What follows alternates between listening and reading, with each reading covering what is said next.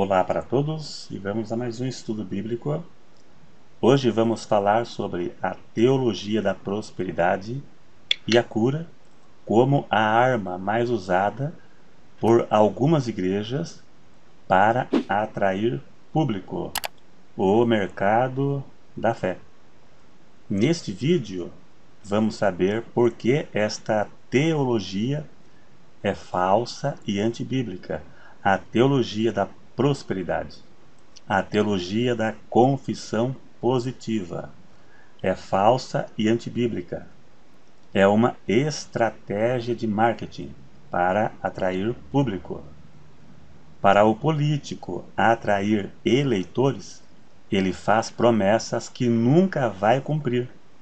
Por exemplo, o político diz que se ele ganhar, ele vai acabar com o desemprego, vai acabar com a fila do SUS. É uma promessa que ele sabe que não vai conseguir fazer. Mas ele faz isso para atrair eleitores, ganhar votos. E algumas igrejas fazem a mesma coisa. Para atrair pessoas, eles dizem que Deus vai fazer coisas para você que na maioria dos casos nunca vai se cumprir. Só irá se cumprir se for da vontade de Deus, como riquezas e curas de doenças. Deus não enriquece a todos e nem cura todas as doenças. Em todas as igrejas tem gente pobre e gente doente. E inclusive essas igrejas que prometem prosperidade e cura, lá dentro tem pobres e tem doentes. Na Bíblia não tem promessa de enriquecimento para todos e cura para todas as doenças. Sendo assim, Deus não é obrigado a dar nada que nunca prometeu. Na teologia da confissão positiva, Jesus morreu para te salvar e para te prosperar. A única coisa que Deus te garante é que dará algo que seja uma promessa, como suprir as necessidades na alimentação e no vestuário. Mateus capítulo 6, do verso 25 ao 34, lá Jesus disse que suprirá as nossas necessidades no vestuário e na alimentação. No mais, você entrega na mão de Deus. Se estiver em seus planos de prosperar, por exemplo, assim ele fará. Jesus disse: buscai primeiro o reino de Deus e a sua justiça, e as demais coisas vos serão acrescentados. Igreja é lugar de congregar, é lugar de oração, de cultuar a Deus. E não ir lá apenas em busca de milagre. Não é errado você pedir uma benção para Deus, mas você não vai lá apenas com esta intenção. E não é errado você pedir um carro para Deus, para você passear, para ir à igreja, né? Para Deus te dar condição financeira de comprar um. O que eu me refiro é esses excessos destas igrejas, que você não pode aceitar em ser pobre. Você não pode aceitar a miséria, né? Mas é possível até um crente convertido em algum momento da vida passar dificuldade financeira, como desemprego, por exemplo. Mas não vai ficar assim para toda a vida. Então Jesus disse: buscai primeiro o reino de Deus, e as outras coisas serão acrescentadas. E estas igrejas fazem ao contrário. Eles não buscam o reino de Deus. Alguns destas igrejas citam Malaquias, onde Deus disse que aquele que desse o dízimo seria abençoado com boas colheitas. Era uma promessa. Você dá e Deus te dá. Então, você hoje dá o dízimo e Deus vai te abençoar, se baseando em Malaquias capítulo 3. Né? É uma barganha, uma moeda de troca. Mas temos que analisar o contexto da história. Veja que isso foi uma promessa feita a Israel por Deus. Então veja, Deus prometeu que livraria das pragas dos gafanhotos quem desse o dízimo, e seria abençoado com boas lavouras. Deus disse: e depois fazei prova de mim. Ou seja, Deus fez uma promessa, a pessoa daria o dízimo e faria prova com Deus. A prova seria dar o dízimo para o cumprimento da promessa já feita. Então, fazei prova de mim é fazer prova em cima de uma promessa já feita por Deus. Esta promessa iria se cumprir na vida daqueles que dessem o dízimo, porque a promessa já tinha sido feita. Deus fez a promessa e disse: faça a prova de mim, dê o dízimo e vocês serão abençoados com boas colheitas.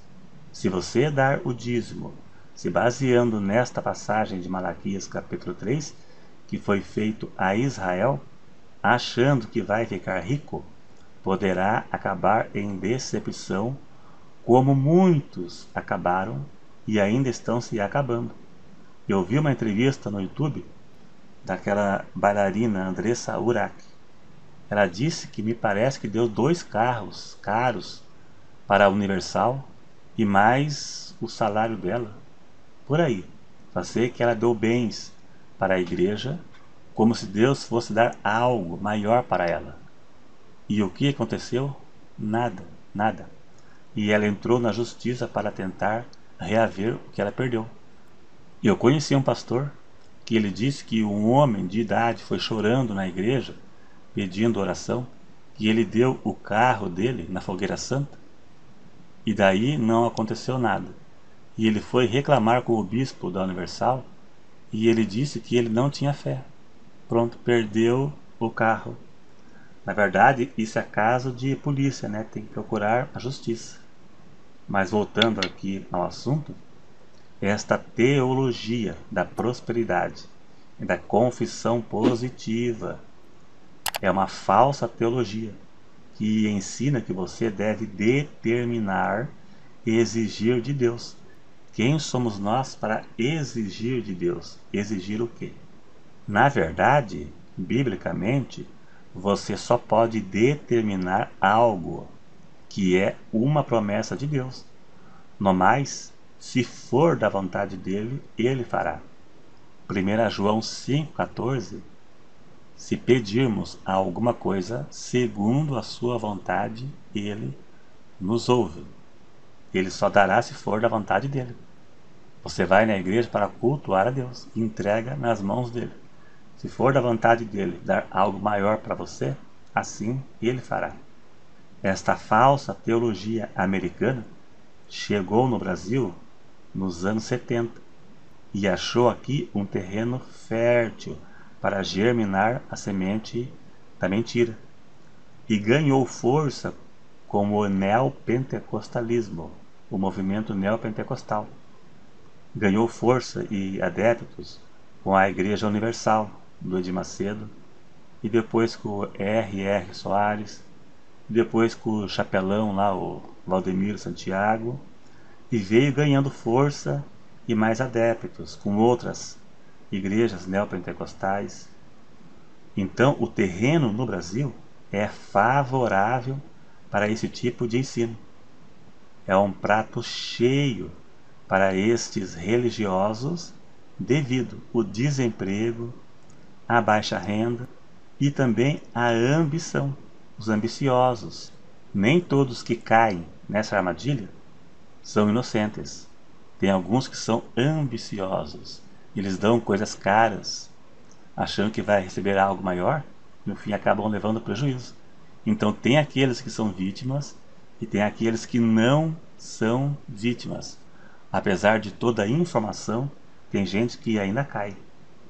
Então o terreno aqui no Brasil foi um terreno fértil para desenvolver essa falsa doutrina, né? Os ambiciosos que acham que se der um Fusca, Deus vai te devolver um BMW. Jesus morreu para te dar a salvação e não carros, se for da vontade dele, sim. Na teologia deles, Jesus morreu para te dar salvação e riquezas, um Deus de barganha. Um Deus que faz uma barganha, faz uma moeda de troca. Deus só te dá o que for promessa bíblica, no mais, se estiver em seus planos. Eu não duvido que Deus possa prosperar uma pessoa. Deus pode mudar a situação de uma pessoa. Pode dar um carrinho para você andar? Claro que pode. Dar condição financeira para você comprar? Claro que pode. Mas não como ensina certas igrejas, que a intenção deles é tomar o seu dinheiro mesmo, né? Fazendo barganha com Deus. Isso não. A única certeza que você tem, se for fiel a Deus, é que você será salvo. E Deus vai prover as suas necessidades. Deus vai te sustentar e te prover e te salvar. Esta sim é a garantia. Muitas igrejas não se focam nisso. É muito grande. É usado isso como estratégia de marketing para atrair público. Apesar de estar bem saturado, mas muitas pessoas ainda acabam caindo.